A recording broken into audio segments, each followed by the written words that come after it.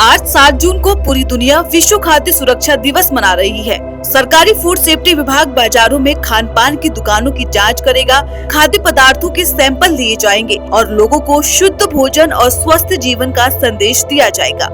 लेकिन सवाल ये है कि क्या सिर्फ एक दिन जागरूकता फैलाने से हमारी थाली सुरक्षित हो जाएगी? क्योंकि आज खेतों से लेकर खाने की प्लेट तक रासायनिक खाद, कीटनाशक और हाइब्रिड बीजों का इस्तेमाल तेजी से बढ़ चुका है।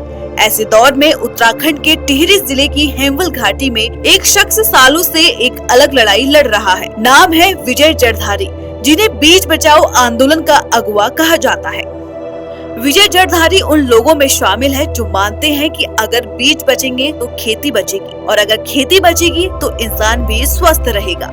कभी अकाल और भूख से जूझते भारत में हरित क्रांति लाई गई। नई तकनीक, रासायनिक खाद और हाइब्रिड बीजों ने खेतों की पैदावार कई गुना बढ़ा दी। लेकिन अब हरित क्रांति के साइड इफेक्ट भी सामने आने लगे हैं। खेतों की उर्वरता कम हो रही है। बिना यूरिया और रसायनों के कई खेत कमजोर पड़ जाते हैं। कीटनाशकों का असर इंसानी शरीर तक पहुँच रहा है और शुद्ध भोजन धीरे धीरे दुर्लभ होता जा रहा है।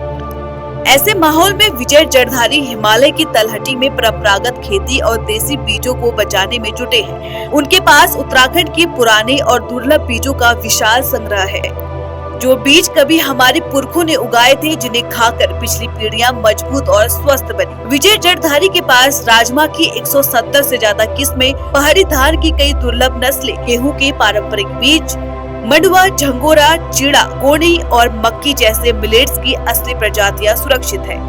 उनका बीज बैंक आज प्राकृतिक खेती करने वाले किसानों के लिए किसी खजाने से कम नहीं माना जाता। सबसे खास बात यह है कि इन पारंपरिक बीजों को उगाने के लिए जहरीले कीटनाशकों की जरूरत नहीं पड़ती। गोबर की खाद और पत्तियों की खाद से ही ये फसलें तैयार हो जाती है। यानी प्राकृतिक खेती सिर्फ खेती नहीं, बल्कि आने वाली पीढ़ियों को स्वस्थ रखने की लड़ाई है। आज जब पूरी दुनिया ऑर्गेनिक फूड की तरफ लौट रही है, तब उत्तराखंड का ये किसान सालों पहले ही इस रास्ते पर चल पड़ा था।